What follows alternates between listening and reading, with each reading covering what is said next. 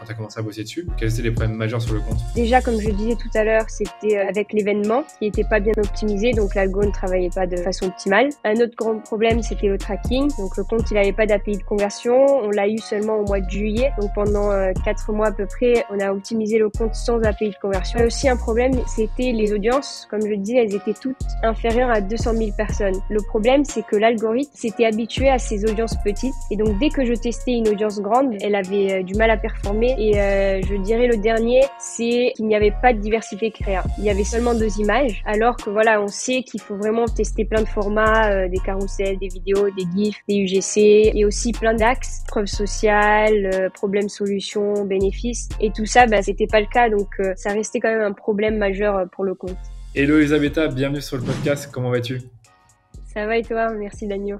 Ça va super. Bon, du coup, premier podcast? Tout premier pour moi, donc c'est un peu stressé, mais et très contente aussi de faire ça. Bah, écoute, c'est avec plaisir que je te reçois, parce que comme tu sais, je suis hyper content de ta progression à l'agence et de tout ce que tu fais actuellement pour tes clients chez DHS. Je pense que ça serait intéressant quand même que pour les gens qui nous connaissent, qui connaissent DHS, qui écoutent ce podcast, qui puissent aussi découvrir qui tu es. Est-ce que tu peux te présenter peut-être en quelques mots pour Oui, bien sûr.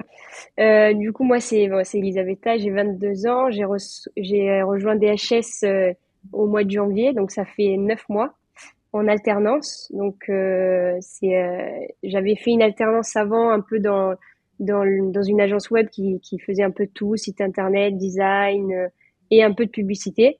Ok. Donc, je connaissais aussi la publicité parce que j'avais un site e-commerce que j'ai relancé il y a pas longtemps, donc j'avais touché déjà un peu à la publicité, même il y a 2-3 ans.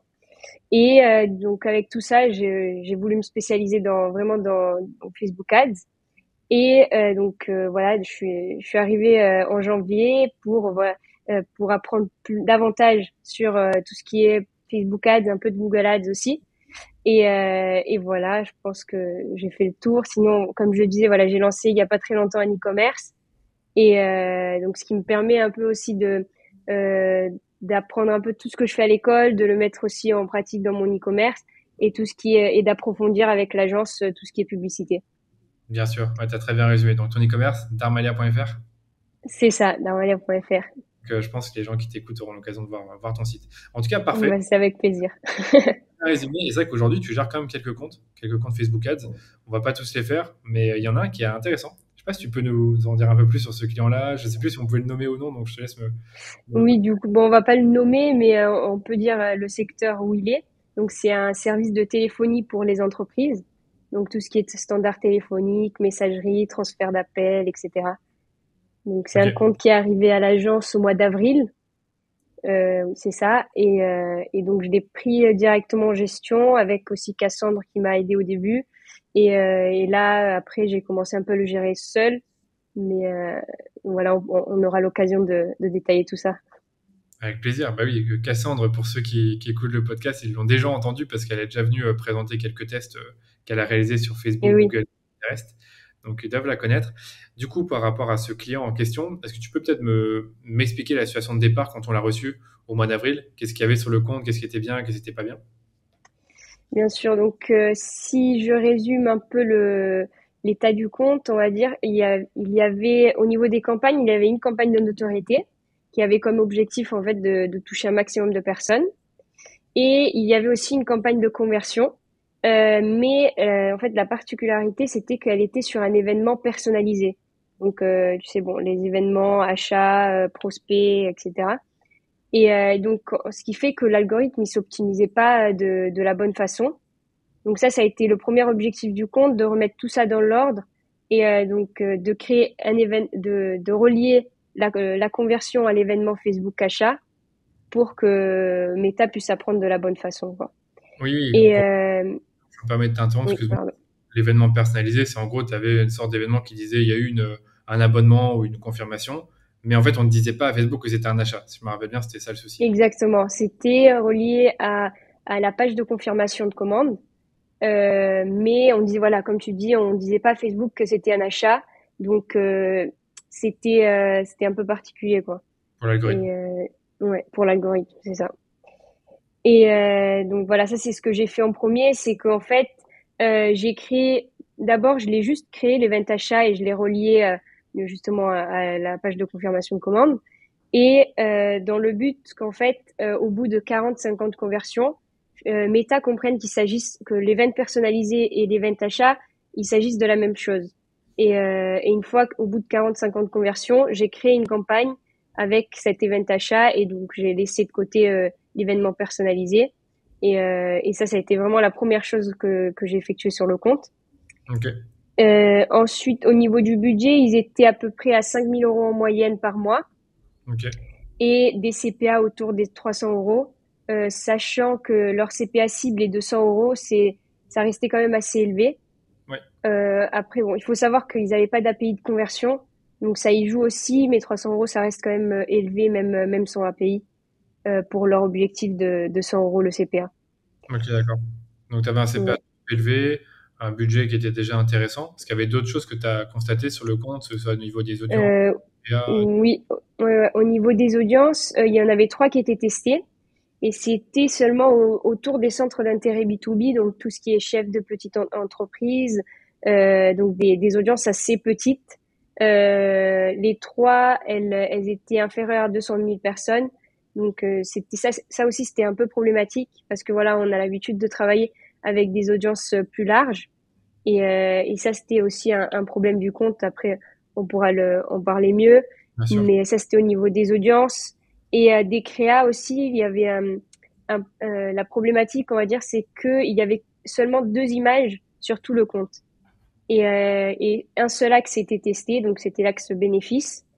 Et, euh, et au global, voilà, c'était un gros challenge parce qu'en fait, il fallait tout refaire, que ce soit au niveau des audiences, on testait des nouvelles un peu plus larges. Au niveau des créas, il fallait tout retester, aussi bien des axes différents, des formats différents. Et voilà, donc c'était un challenge pour moi, en plus c'était mon vrai premier compte que j'allais gérer seul. Donc c'est un compte qui est intéressant même aujourd'hui pour moi. Pour toi, parce que on en parlera après, c'est que tu l'as bien développé en grande partie seul, même si Cassandre était un peu là pour t'aider. Mais c'est vrai Oui, que oui, casse. ce que Ouais. tu as résumé ici, excuse-moi de te réinterrompre sur le Non, coup. non, c'est moi, vas-y. Ok. Ce que tu as résumé ici, c'est que c'est quelque chose qu'on voit quand même pas mal sur les comptes, c'est qu'il y a un manque de variété créa, que tu as des audiences qui sont pas suffisamment, enfin, on n'a pas suffisamment testé d'audience ou elles sont trop petites en taille, et tu as des problèmes de tracking. Enfin, concrètement, si je dois résumer, c'était ça qu'on pouvait observer. Exactement, oui, c'est ça. Ok, d'accord. Et ensuite, voilà, je pense que c'est aussi intéressant de revenir sur les autres problèmes majeurs sur le compte qu'il y avait. Ça faisait partie de enfin, c'était mon autre question. C'était maintenant qu'on a fait un peu l'état des lieux de à quoi ressemblait le compte quand tu as commencé à bosser dessus. Quels étaient les problèmes majeurs sur le compte et qu'il a fallu résoudre assez vite? Alors, ouais, je pense qu'il y avait 5 gros problèmes, on va dire. C'était, bon, déjà, comme je disais tout à l'heure, c'était avec l'événement qui était pas bien optimisé, donc l'algo ne travaillait pas de façon optimale. Un autre grand problème, c'était le tracking. Donc le compte, il n'avait pas d'API de conversion. On l'a eu seulement au mois de juillet. Donc pendant 4 mois à peu près, on a optimisé le compte sans API de conversion. Donc ça, c'était quand même particulier. En fait, ils pouvaient pas le mettre en place parce que c'est un site sur mesure. Donc c'était un peu plus long à mettre en place pour eux. C'est pour ça que ça a pris tout ce temps. Mais c'était aussi un problème. Ensuite, je dirais aussi un problème, c'était les audiences. Comme je disais, elles étaient toutes inférieures à 200 000 personnes. Donc, en fait, le problème, c'est que l'algorithme, il s'était habitué à ces audiences petites. Et Ok, donc, dès que je testais une audience grande, ben, elle avait du mal à performer. Soit, il y en a, elle générait vraiment aucun achat ou très peu d'achats. Donc ça, c'était un problème aussi. Et et aussi, il y avait aussi un autre problème, oui, voilà, la segmentation d'audience, dans le sens où dans un marché B2B, on peut vraiment s'adresser à beaucoup de cibles, parce que surtout pour de la téléphonie d'entreprise, ben, toutes les entreprises en ont besoin. Donc, ce qui était intéressant, c'est de cibler, ben, c'est ce qu'on a fait par la suite, par exemple les comptables, les agences web, les agences immobilières. Et, et là, c'était pas le cas, donc ça, c'était un problème. Et je dirais le dernier, c'est qu'il n'y avait pas de diversité créa. Donc, quand on a repris le compte, comme je disais, il y avait seulement 2 images. Alors que voilà, on sait qu'il faut vraiment tester plein de formats, des carousels, des vidéos, des GIFs, des UGC, et aussi plein de d'axes. Voilà, ici, il y a vraiment beaucoup de problèmes, beaucoup d'axes à tester. Je sais pas, preuve sociale, problème solution, bénéfice, et Ouais, tout ça, bah ça, c'était pas le cas. Donc, ça restait quand même un problème majeur pour le compte.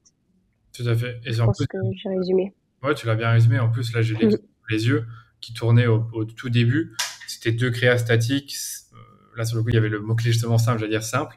Mais en gros, concrètement, c'était pas un truc où tu n'avais pas forcément de l'humain, tu avais juste du texte. C'était pas mal, mais ça manquait clairement de diversité. C'était exactement le même message, sauf que la créa était déclinée un peu différemment. Tu en avais une avec un fond noir et une autre où tu voyais juste un iPhone et avec juste au-dessus le message sur la téléphonie. Donc c'est clair Exactement, oui, oui. que pour moi, C'était très simple et il y avait seulement du copie, quoi, un texte simple et ça, ça pouvait parler, mais voilà, ça suffit pas pour faire performer un compte. ok, ok.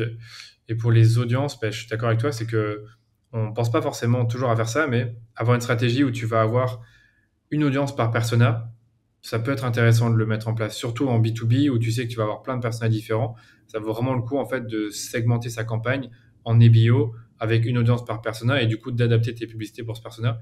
Je pense que j'avance un peu sur ma Mm. question suivante ou qu'est-ce que vous avez mis en place ces derniers mois pour développer le compte et je sais que ça en fait partie. Donc là, je sais qu'il y a beaucoup de Oui, sujets qu'on va aborder là-dessus. Alors, comme petit teasing quand même sur le compte, on est en octobre voilà, 2023. Donc ça fait quoi? Ça fait 6 mois qu'on travaille avec ce client-là. On a triplé les budgets, hein. Si je dis pas de bêtises, on est plus ou moins 3 fois ouais, par rapport à avril. Donc c'est une belle progression. Donc, moi, ce que je veux comprendre aujourd'hui et enfin, expliquer à l'audience, c'est qu'est-ce que vous avez mis en place sur le compte et on verra que c'est pas de la magie, que c'est juste des trucs euh, pas simples à mettre en place, mais des trucs logiques et qui prennent un peu de temps à se matérialiser en c'est termes de ça. résultats. Oui, c'est ça. Ben, je peux résumer un peu. En gros, qu'est-ce qu'on a mis en place? Bon, je me répète un peu, mais voilà, on a refait, réinitialisé un peu tout le compte, donc au niveau du tracking et de l'event personnalisé et l'event achat. Donc ça a été la première chose qu'on a mis en place. Ensuite, ce qui est important, je pense, c'est que on a testé énormément d'audience. Donc au début, le client, parce que je lui avais demandé quels sont les secteurs avec qui il travaille le plus. Ok, Donc par exemple, il nous avait donné une liste que c'était par exemple auto-école, plombier, agence web, agence immobilière. Donc il m'avait donné toute une liste. Et ce qu'on a fait, c'est que on a testé tout ça par centre d'intérêt. Par exemple, les centres d'intérêt autour des auto-écoles, autour des agences web, autour des agences immobilières, etc. ok, Et ça a été la première chose qu'on a remarqué. Et c'est qu'on avait, quand on a lancé ça, c'est on avait des CPA autour des 100, entre 130 et 140, 100, même 170 euros. d'accord. Donc, en sachant qu'on a commencé avec des CPA à 300 euros, c'était déjà mieux. Ouais, Mais c'était pas encore ce qu'on voulait parce que nous, le CPA cible, c'est 200 euros. ouais. Et surtout que tu Donc, avais certaines audiences qui marchaient pas du tout. Enfin, je vois sous les yeux tes captures d'écran. Tu en avais une plombier, 650 euros l'achat, et tu en avais d'autres à l'inverse, c'était à 126 euros oui, la gestion. exactement. Ouais. Il y avait des audiences qui marchaient pas du tout. Ouais, ça, c'était important aussi de voir qu'il y avait des centres d'intérêt, enfin des secteurs qui marchaient mieux que d'autres. Par exemple, tout ce qui était cabinet. Ok, On avait remarqué que tout ce qui est cabinet comptable, cabinet d'avocat fonctionnait un peu mieux que, ouais, comme on voit ici, le plombier, par exemple, qui avait des CPA très élevés. ok. J'ai une question là-dessus. Du coup, aujourd'hui, tu as gardé combien de types de métiers sur le compte actuellement? Parmi tous ceux que tu as testés, parce que là, je vois que quand on a testé au moins une quinzaine, hein, parce que je vois tous les captures d'écran. Oui, oui, beaucoup. Dans tout ça, en fait, ça revient un peu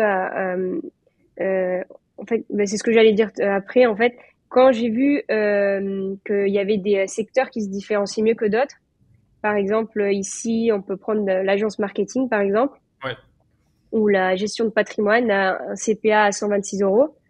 ouais, Ce que j'ai fait, c'est que j'ai demandé au client s'il avait des fichiers clientèle séparés justement par secteur. ok, Et donc, j'ai pris justement les centres d'intérêt, les secteurs qui se différenciaient le plus. Et ok, lui, il m'a fourni un fichier clientèle seulement avec ce secteur. Par exemple, un fichier clientèle seulement avec les clients gestion de patrimoine, ok, seulement avec les clients agence marketing. Ok. Ok. Ouais. Et à partir de ce fichier, comme je savais que déjà en centre d'intérêt, ça se différenciait des autres, je me disais que voilà, peut-être en lookalike, audience similaire, ça allait être encore plus précis et donc je pouvais tester ça.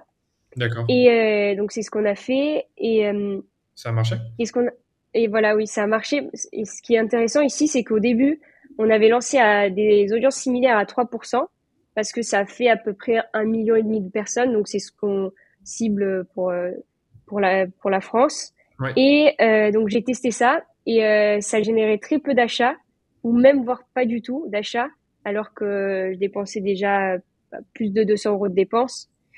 Et du coup, je me suis dit, voilà, comme le compte est habitué à des petites audiences, pourquoi pas tester du 1%. Ok.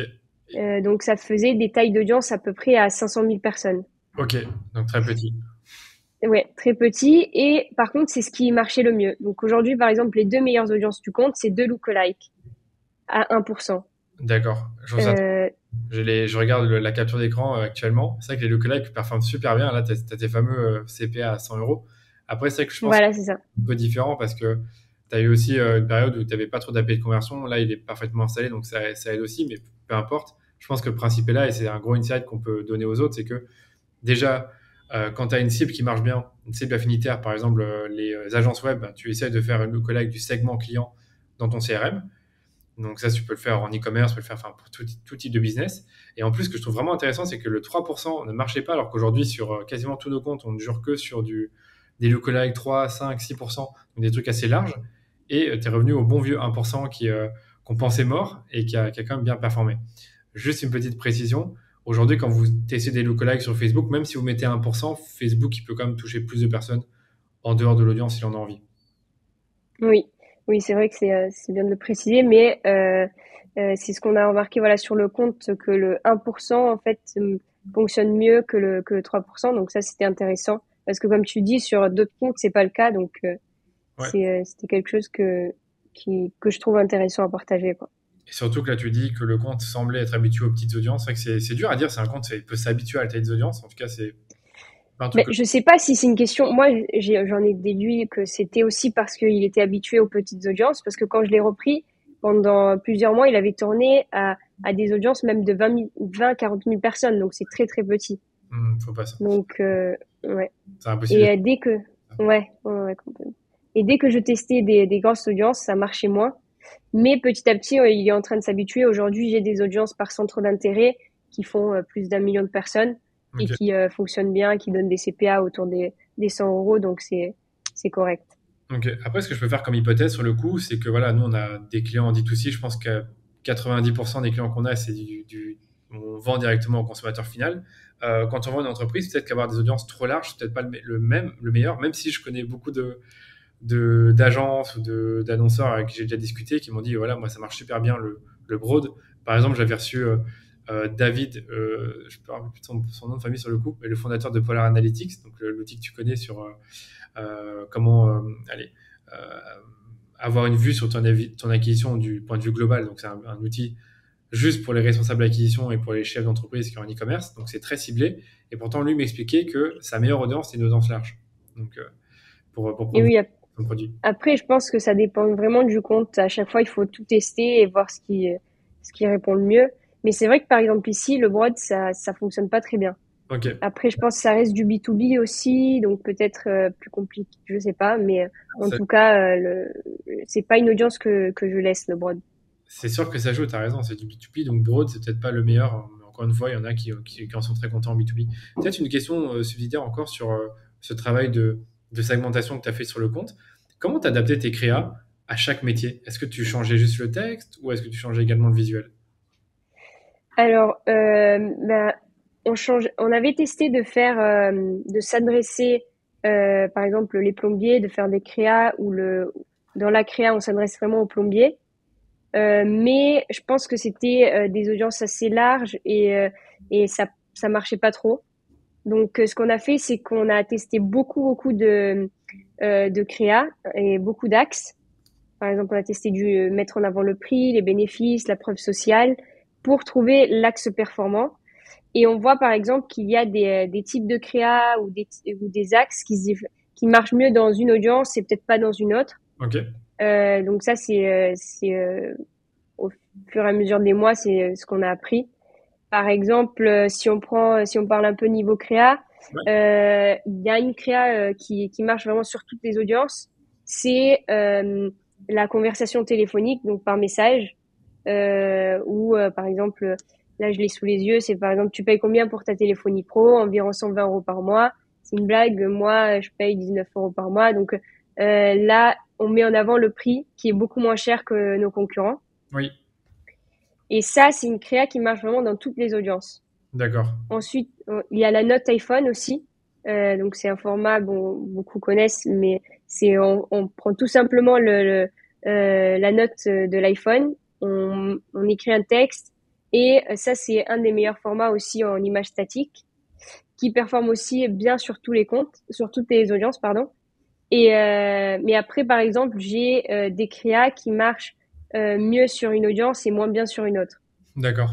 Donc ça, c'est aussi un travail d'analyse. On essaye tous les 2 mois de faire un résumé au niveau créatif. Comme ça, moi, je sais quel type de créa fonctionne bien sur telle audience Ok, d'accord. pour me retrouver. Ça serait peut-être intéressant que si tu as la capacité de le faire, c'est d'expliquer un peu comment fonctionne niveau créa avec ce client, vu qu'on réalise les créas pour ce compte-là. Donc là, tu as expliqué que tu avais testé des axes, notamment le prix, que ça marche bien. Comment tu briefes l'équipe créative pour qu'ils produisent sur les bons axes, sur les bons messages?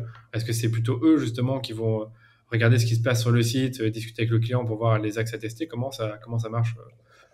Moi, ce que je fais, c'est que là, par exemple, c'est ce que je disais, je fais une note sur Notion et Ok, je vais mettre, par exemple, je vais faire, voilà, l'audience agence web. Elle a ces créas-là qui ont bien marché, ces créas-là n'ont pas bien marché. ok. Par exemple, là, si je prends l'exemple de la créa messagerie téléphonique, Mhm. euh, voilà, on sait que ça marche très bien sur toutes les audiences. Donc, je vais dire à l'équipe créa, cette créa marche bien et aussi l'axe prix marche très bien. Ok, Donc, il faudrait tester d'autres créatives autour de cet axe, de l'axe prix. d'accord. Et aussi, ce qu'on a remarqué, c'est que toutes les créas un peu brutes, comme par exemple la note iPhone, fonctionnaient bien. Donc, on a essayé de trouver d'autres formats un peu plus bruts. Donc, ça serait par exemple le rappel téléphonique ou on a testé du sondage Instagram, du Twitter, un tweet sur Twitter.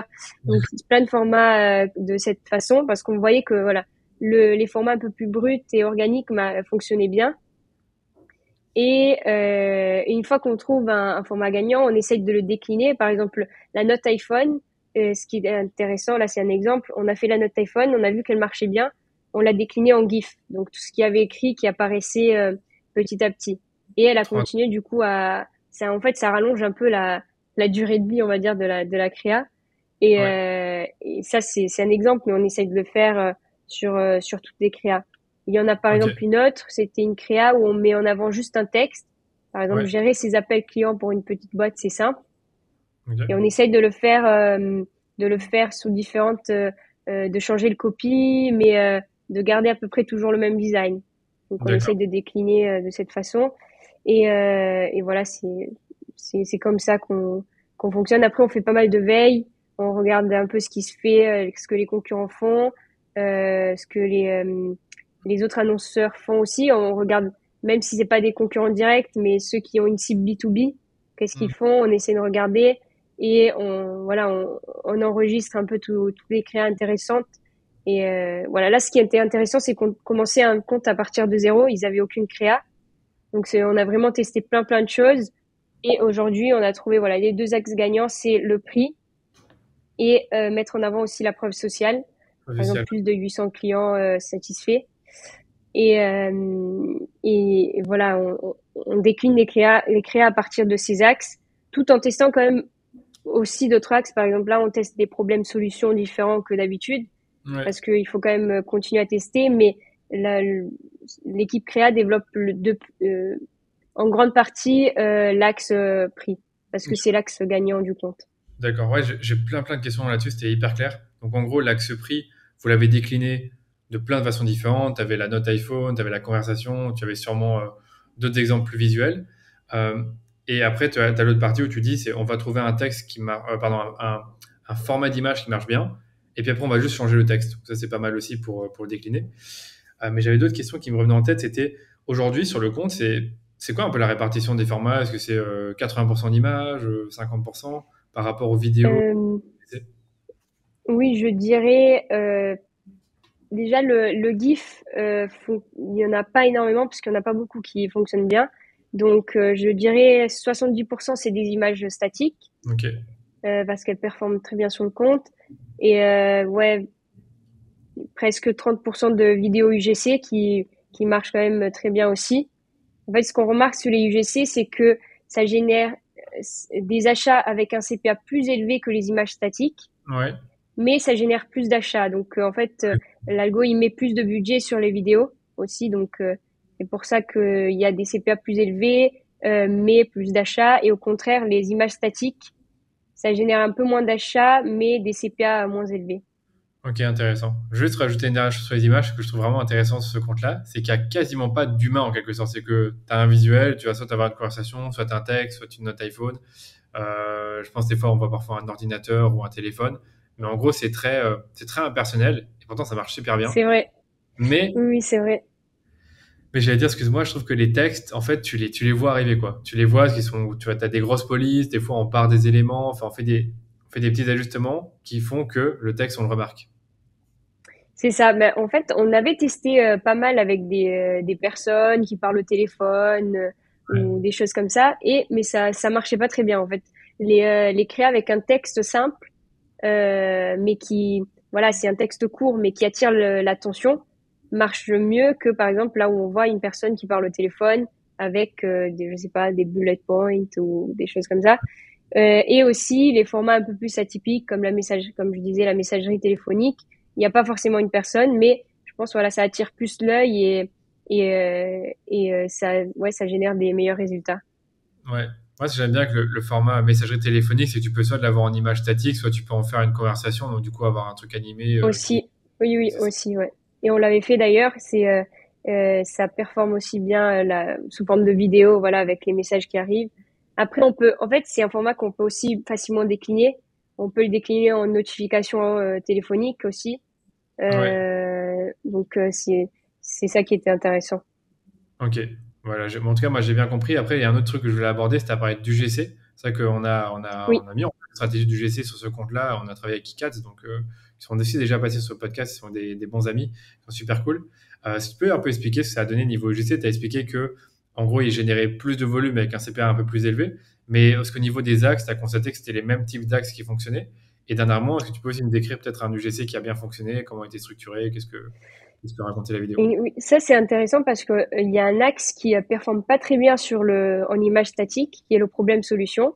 Ok. Et pourtant, donc tout ce qui est voilà, tu as du mal à gérer ta téléphonie d'entreprise avec ton téléphone perso. Donc ça parle plus aux petites entreprises. Et pourtant, en image statique et vidéo, motion design, ça performe pas bien.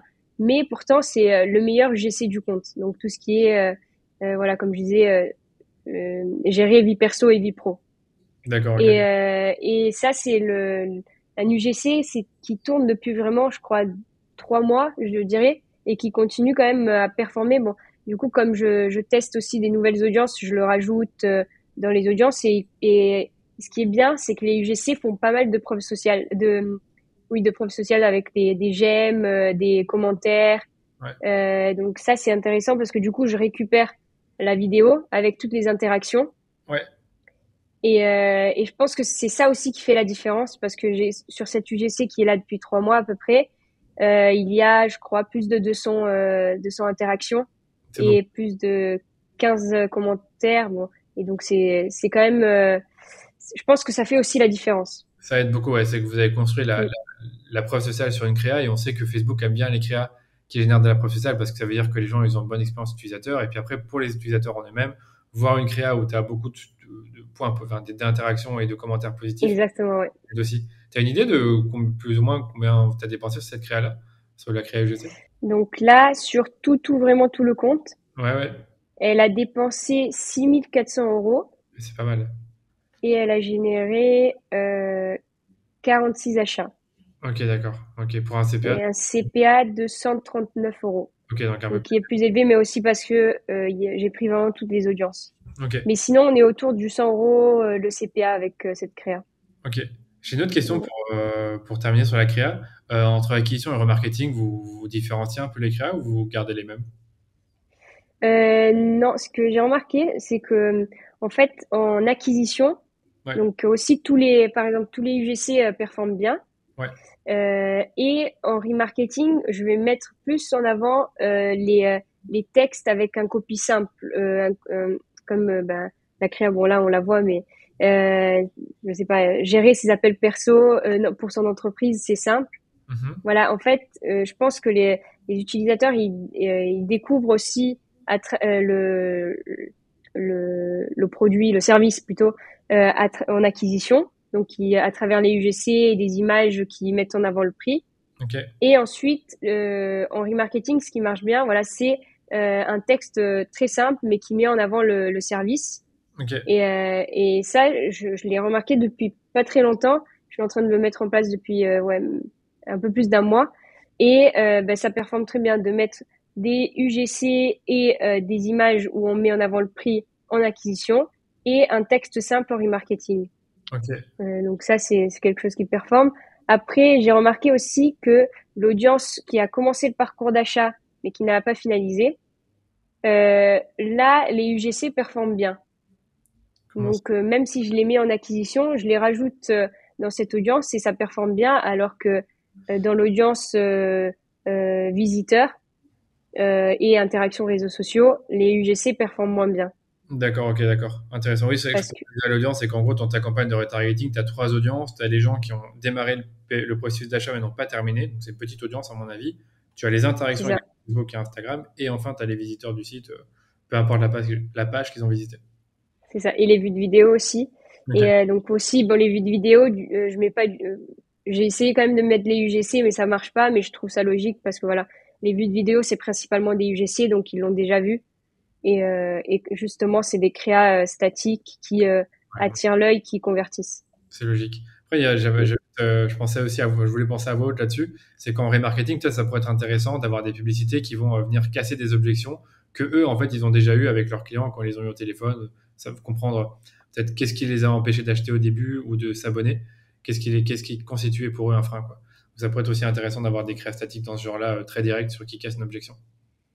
C'est vrai, mais ça, c'est ce qu'on a mis en place ce mois-ci. Ah, ok. C'est plus, voilà, en fait, ce qu'on a fait, ça c'était intéressant aussi, c'est que l'UGC qui a créé pas mal d'interactions avait des commentaires un peu plus qui mettaient en avant un problème. Ok, Donc par exemple, oui, mais qu'est-ce qui m'empêche de prendre une carte SIM pour gérer mon entreprise? Ça coûte beaucoup moins cher. bien sûr. Et ça, en fait, on a essayé du coup de le mettre en avant en créa. Et justement, je l'ai lancée depuis, bon, elle est prête depuis début de semaine, donc ça fait 2, 3 jours qu'elle tourne, mais de l'ajouter aussi en remarketing. Donc des gens qui ont montré de l'intérêt et qui sont allés jusqu'au site ou qui ont vu beaucoup, 95% de la vidéo, de leur montrer cette phrase, voilà, arrêtez d'utiliser une carte SIM pour votre entreprise. Et voilà, ça c'est un test, donc j'ai pas encore le résultat, mais c'est intéressant. Je comprends. Ouais, c'est vrai que Et je me mets à la place du consommateur final. Si tu dis oui, je peux prendre une carte SIM, ça coûte moins cher. Pourquoi aller chez vous? Ok. Bon. voilà, le but c'est voilà de répondre à ça parce que il y a plein d'arguments qu'on peut donner face à cette question. Ouais, je pense qu'il faut creuser Mm. là-dessus, à mon avis. Mais bref, c'est un autre sujet. On en parlera en interne. C'est vrai. Et c'était hyper intéressant sur la partie créa. Il y a un dernier sujet que je voulais aborder avec toi sur ce compte avant qu'on parle peut-être du scaling du compte. Je pense même pour ceux qui nous écoutent, ils aimeraient bien peut-être comprendre comment ça a augmenté parce qu'on n'est pas passé de 5 à 15 000 d'un seul coup. Il y a la partie internationalisation qu'on Oui, a abordée avec le client récemment. Est-ce que tu peux un peu expliquer le contexte autour de ça? Est-ce que tu as mis en place pour internationaliser? oui. En fait, bon, c'était un enjeu principal du client dès le début d'internationaliser le service. Ok, Mais en fait, nous, on voulait d'abord stabiliser les résultats en France avant de passer sur les autres pays. ok, Donc, c'est ce qu'on a fait. On a des CPA autour des 80 euros en acquisition en France, donc c'est très bien. Et ouais, là, du coup, depuis très peu, ça doit faire même pas un mois, on a commencé à développer des campagnes en Espagne, en Irlande, en Belgique et en Angleterre. Cas de marché. Oui, donc le client a aussi la possibilité de faire ça, donc c'est intéressant. Et ce qui nous a permis du coup de pas mal augmenter les budgets sur le dernier mois. Ok. Et au niveau des campagnes pour ces nouveaux pays, comment ça s'organiser? Est-ce que tu as deux, trois petits conseils à donner sur comment les faire performer ou quelles erreurs éviter? Euh, du coup, déjà, le client avait moins d'historique sur ces pays, donc je pouvais pas lui demander s'il y avait un secteur qui se différenciait plus d'un autre. Mais ce que j'ai fait, c'est que je me suis basée du coup sur ce qui marchait en France Ok. et je l'ai appliqué sur les autres pays. Mais je vois quand même, je commence à voir déjà qu'il y a des différences. Mais oui. Par exemple, j'essaie de mettre ensemble tout ce qui est Angleterre et Irlande. Du Oui. coup, si je vois qu'une audience marche bien en Irlande, je la teste aussi en Angleterre. Oui, je vois. Par exemple, là, je vois que les comptables marchent bien en Irlande, donc je l'ai testé, je viens de la lancer en Angleterre. Et aussi, je mets la France et la Belgique ensemble. Ça marche plutôt bien. Donc, les audiences qui marchent en France et les créas, je les teste en Belgique. Oui. Et en Espagne, c'est un peu particulier. Pour l'instant, je me base sur la France, mais je vois que par exemple les lookalike en Espagne ne fonctionnent pas très bien, Ok. et même en Angleterre et en Irlande. Ouais, pas assez de données. Donc, ouais, je pense que ça doit être ça. Donc là, je suis plus sur des centres d'intérêt, et c'est ce qui performe mieux. Mais après, voilà, le client est conscient lui aussi que les CPA seront plus élevés sur ces pays. Surtout qu'il y a un suivi aussi derrière de la part du client qui est moins qualitatif. Donc ça y joue aussi dans la conversion. Mhm. Mais voilà, c'est comme ça que je fais pour le moment. Ok. Après, le but, c'est d'apprendre pays par pays, de savoir quel axe marche le mieux, quelle audience marche le mieux pour améliorer en fonction vraiment de chaque pays la stratégie. Non, mais tu as vraiment parfaitement résumé. C'est que ce qui va marcher en France ne va pas forcément marcher dans un autre pays. Mais par contre, en effet, Belgique, c'est très proche de la France. Donc, il y a des chances que, je fais des bêtises, agence web, ça fonctionne bien en Belgique. Mais peut-être que dans les Angleterre et Irlande, bah, Irlande. c'est totalement différent. Là, tu as constaté que comptable fonctionnait bien. Donc, tu mets plus en avant les comptables. Mais en tout cas, la stratégie est la même. C'est que tu repars de zéro, d'une feuille blanche. Tu testes un peu des personas. Tu vois ce qui fonctionne. Par contre, niveau créa, tu ne nous as pas expliqué. Est-ce que tu te contentes de traduire les textes et les créas ou est-ce que vous avez encore une stratégie distincte pour ces pays? Alors, mais du coup, comme on n'avait pas d'historique aussi, ce qu'on a fait, c'est qu'on s'est basé sur la France. On a décliné les meilleurs créas qui marchaient le mieux sur la France Ouais. dans toutes les autres langues, donc en anglais et en espagnol. Et pour le moment, on a testé ça. Et en fonction des résultats, on va adapter la stratégie créa. Ok, d'accord. Donc c'est comme ça qu'on a décidé de faire. C'est Mais encore. pour le moment, on n'a pas assez de données pour dire qu'est-ce qui marche dans ces pays et qu'est-ce qui ne marche pas. Ok, j'ai compris. Ouais, ça fait un mois et demi qu'on fait les campagnes dans ces Oui, pays-là. très peu. Du coup, le budget est moins important. C'est Ouais, parce qu'il y a moins de résultats aussi. ouais. Donc, ça va prendre un peu plus de temps. Ok. Et dernièrement, est-ce que tu fais du retargeting voilà, sur la Belgique Dans ces pays, oui. Ben, ça aussi, je l'avais lancé au tout début, mais les audiences étaient tellement petites que ben, le remarketing, il se lançait pas ou la répétition était énorme. Et donc, ce que j'ai fait, c'est que j'ai laissé, voilà, là, ça fait à peu près un mois que ça tourne, les campagnes. Et donc, j'ai lancé, ben, je crois, il y a 2 jours, le remarketing pour tous les pays. Mhm. Donc, il y a une remarketing pour la Belgique, une pour l'Angleterre, une pour l'Irlande et une pour l'Espagne. Et donc, je constate que, voilà, la Belgique et l'Espagne, ça s'est vite lancé. Et l'Irlande et l'Angleterre, voilà, ça met un peu plus de temps. Donc, je vais voir par exemple la Belgique aussi, comme ils ont un peu plus de notoriété en Belgique et j'ai plus de créa aussi. J'ai pas mal d'UGC que de France que je peux réutiliser en Belgique. Mhm. Ouais, Ouais, d'accord. ça se développe plus rapidement, quoi. Ah, j'allais dire plusieurs choses Donc, là-dessus. Enfin, deux choses, pardon. Sur le retargeting, je suppose que tu mets toutes les audiences possibles et imaginables dans le même ad set, c'est-à-dire interaction, visiteur et vidéo. Et après, deuxième point, sur la notoriété, tu parlais du fait qu'ils sont plus connus en Belgique qu'en Espagne ou qu'en Irlande. Donc, je suppose que tu as mis en place des campagnes de notoriété pour aider à ce faire. voilà. Mais ça, c'est pareil. Je l'ai mis en place vraiment depuis quelques jours. Là, j'ai préparé les campagnes de notoriété. On a vu que voilà, les vues une notoriété en vue de vidéo, ça peut être intéressant. Donc, c'est ce qu'on va tester aussi pour ces pays qu'on vient de lancer. Donc, je pense à l'Espagne, Irlande et Angleterre. Belgique, il n'y a pas forcément besoin parce qu'ils ont plus de notoriété et Oui, je le vois dans les résultats. oui. Et donc, voilà, ça, c'est ce qu'on va mettre en place aussi. Trop cool. Bon, en tout cas, moi, c'est très clair pour moi. Je pense que ça va aider aussi ceux qui nous écoutent à mettre en place des stratégies d'internationalisation. On voit que c'est pas facile, hein. Ça se fait pas comme ça du jour au lendemain. Et Ah, c'est sûr. résumé, c'est que c'est pas une recette que tu peux enfin, copier et puis après coller dans un autre pays en traduisant les créas et les textes et en Mais remettant les ça serait trop facile. faciles. Ok. Bon, écoute, pour terminer, je voulais peut-être faire un petit récap sur la partie scaling où on a quand même bien augmenté les budgets. Moi, ce que je veux comprendre, c'est à quel moment tu as commencé à fortement augmenter les budgets, quels ont été peut-être les moments ou les indicateurs qui t'ont fait prendre cette décision-là et qu'est-ce que ça a donné concrètement. Bah, concrètement, j'ai commencé à augmenter les budgets quand j'ai eu l'API de conversion. Ok, Donc, en juillet, mi-juillet, j'ai commencé, donc l'API de conversion était installée. Et ouais, là, du coup, on avait toutes les remontées. Et vu que les résultats commençaient à être corrects, donc j'avais des CPA autour des 100 euros, à ce moment-là, je commençais à augmenter les budgets dans les audiences qui performaient bien. d'accord, Donc, j'avais tout le budget en EBO, donc au niveau de l'adset.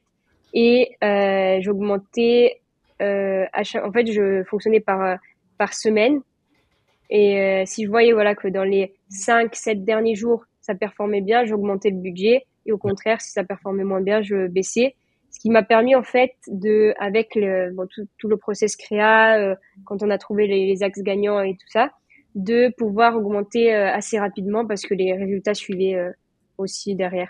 d'accord. C'est vrai qu'on l'a pas forcément détaillé, mais sur le compte, il y avait quand même plusieurs campagnes, des campagnes de test, des campagnes un peu plus de scale où tu avais trouvé tes meilleures audiences et tu augmentais les budgets.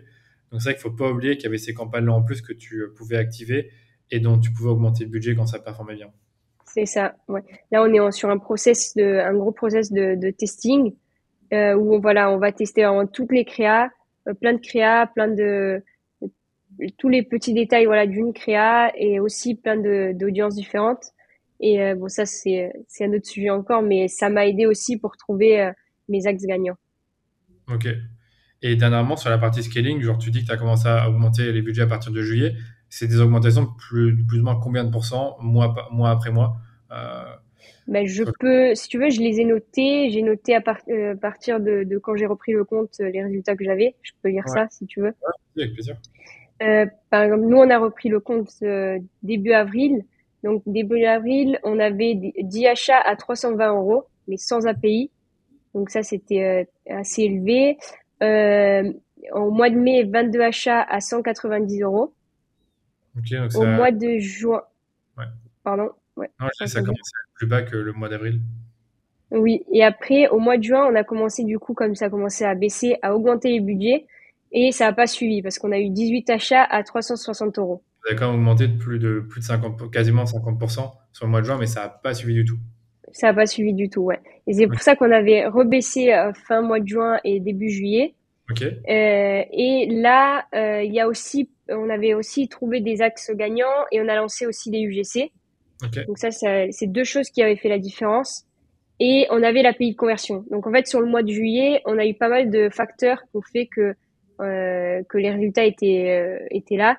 Donc en juillet, on a eu 72 achats à 125 euros Donc et ça fait 9000. Ça fait 9000. 9000. Donc on a pu bien augmenter. Et après, bah, ça a suivi parce que août, on a eu 80 achats à 87 euros. Ok. Si on enlève les tests et 114 euros le CPA avec les tests. Ok, d'accord. Ouais, c'est un peu plus élevé. Ok, d'accord. Mais c'est bien quand même Mm. 114 avec les tests que tu étais à 125 en juillet. Donc sur la même traite, donc là j'ai l'impression que les budgets étaient encore un peu plus élevés. Et après on a le mois de C'est septembre, donc ça. bien explosé. Et septembre, ben, comme ça suivait très bien, et on a commencé aussi à internationaliser la stratégie. On a eu 128 euros à 117 euros le CPA. Attends, Et d'achat, tu veux dire? T'as dit- oui, pardon, 128 achats à 117 euros le CPA, oui. Je me Ah, suis ok. trompée. Bon, ben voilà, là, comme Et tu dit 15 000, donc c'est une belle progression. voilà, c'est ça. Et là, c'était 15 000 et on essaye voilà, d'augmenter. On se dit 20% chaque mois, mais voilà, il faut que les Ouais. résultats restent stables, quoi. C'est vrai qu'à ce niveau, 20% chaque mois, ça fait, bah, là, le coup, ça fait 3000, puis après 3006, etc. Donc ça peut vite faire des gros montants. Donc, ok. C'est ça. Bah, écoute, c'était hyper intéressant. Parce qu'il y a d'autres trucs que tu veux rajouter sur ce que toi, tu as mis en place sur le compte, sur peut-être des réussites, des échecs, des apprentissages, avant qu'on termine ce podcast. Bah, je pense après j'ai pas mal résumé le compte, mais oui c'est le compte je pense qui m'a le plus appris parce que comme j'avais aussi pas mal de budget, on a pu tester pas mal de choses. On a aussi je suis en train aussi de mettre en place le process de testing qu'on est en train de voir en interne et je suis en train c'est le seul compte où je suis en train de le mettre en place. Donc déjà ça c'est des apprentissages qui ont été très intéressants. Et aussi, voilà, tout le côté testing d'audience, trouver les axes gagnants des créas, ça c'est quelque chose que j'ai beaucoup aimé et que j'aime bien mettre en place aussi sur le compte. Et oui, je pense qu'au global, c'est le compte où j'ai pu tester le plus de choses et du coup apprendre le plus de choses aussi. Donc Ok. euh, je, voilà, je pense que après voilà, au niveau technique, on a parlé un peu de tout, mais ouais, c'est un compte très intéressant. Moi, je trouve aussi, franchement, bravo pour ce travail. C'est pour ça aussi qu'on est là dans ce podcast pour expliquer tout ce que tu as mis en place, en partie aussi avec Cassandre. Je pense que Cassandre t'a accompagné un peu, mais c'est toi Oui, qui. oui, Cassandre, Et elle même, était là aussi faut la citer. pour m'aider. Et Oui, il faut la citer, il faut la citer. Léa, Fabien et Laurie qui ont super bien bossé là-dessus, qui se sont adaptés. Parce que je sais qu'au début, les créas, on a eu un peu du mal à se trouver et à comprendre ce qui fonctionnait bien. Et là, en fait, ce que j'aime vraiment bien, c'est qu'on a trouvé un peu la recette gagnante qu'on duplique, qu'on réutilise, qu'on C'est reduplique. ça. Donc, c'est plutôt Et cool. ce qui est bien aussi, c'est parce que c'est avec Laurie qu'on communique pas mal sur les créas et on arrive à trouver des créas un peu plus originales assez facilement. Dès qu'on a une idée, on se la partage et ça permet aussi voilà, de tester un maximum de créas et d'avoir des apprentissages assez rapidement, quoi. Ouais, bah, la clé, c'est aussi de se parler, quoi. Parce que sinon, je pense que si tu dis pas à Laurie ce qui a fonctionné, elle peut pas le savoir et ça lui C'est permet sûr. ensuite d'orienter sa. Ouais. Ok, bah écoute, très bien. Merci, merci beaucoup, Elisabetta, franchement, d'être venue nous avoir expliqué tout ça. Mm. On peut te retrouver si on veut échanger avec toi ou voir ce que tu fais. Oui, bah, déjà merci de m'avoir invité. J'ai bien aimé. Et sinon, on peut me retrouver sur LinkedIn. Je publie de temps en temps bah, sur tout ce qui est Facebook Ads. Et là, depuis peu, je partage un peu ma campagne de crowdfunding, les apprentissages, ce que j'expérimente et tout ça. Et voilà. Après, oui, plus LinkedIn, je dirais. Ok, Elisabetta Speranza sur LinkedIn et on mettra bien sûr le lien de ton profil dans les notes. Merci. Et moi, de mon côté, ben voilà, je vous retrouve la semaine prochaine pour un prochain épisode. Si vous souhaitez bien sûr qu'on vous aide sur la partie Facebook Ads, Google Ads, que le studio Créa intervienne sur vos créas, qu'on produise du contenu pour vous ou pour tester des nouvelles choses sur vos campagnes, ben, contactez-moi directement sur LinkedIn ou sur dhsdigital.eu/audit. Et je vous dis à la semaine prochaine.